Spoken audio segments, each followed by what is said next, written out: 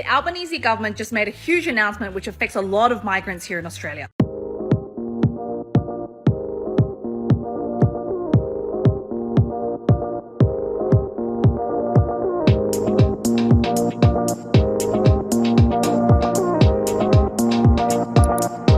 Temporary skilled migration income threshold should be raised to $70,000 in the new financial year. This announcement was just made and we're waiting for legislation on this. So if you're on a 491 visa, previously you had to make $53,900 each financial year. This financial year, it should still remain the same. However, next financial year, you may be required to make $70,000. Also just announced that 482 visa holders with occupations on the short-term occupation list will have access to the 186 visa. More to come on this. This is just huge. Okay, so this was just announced that all temporary skilled visa holders will have access to a permanent residency pathway. So this is big news for 482 visa holders with an occupation on the short-term occupation list. We're still waiting for further announcements, but this means that they should have access to the 186 visa.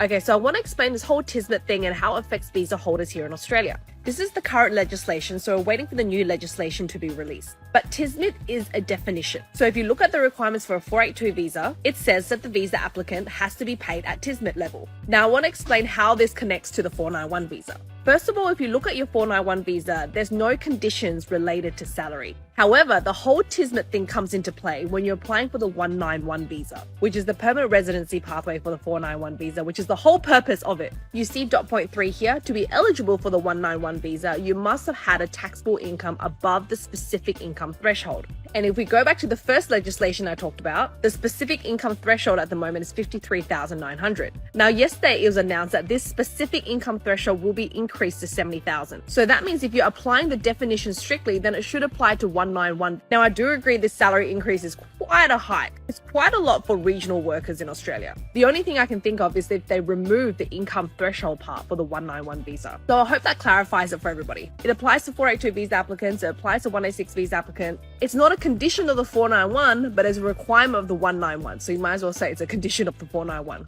Albanese government delivered a pretty exciting speech with some big upcoming changes for migration. Let me summarize some key points for you. They are looking to simplify the visa system and split it into 3 categories, including specialized high skill, mainstream skilled, and essential skills stream. I can't believe this, but occupation list could be abolished and they'll look at changing the skills recognition process. So for example, skills assessments. There'll be changes to the skilled points test for skilled permanent residency visas. They'll also redesign the global talent visa program. And of course, there's the changes to the TSMIT salary, but you know what? I'm going to do a separate video on that one tomorrow. Follow for part 2.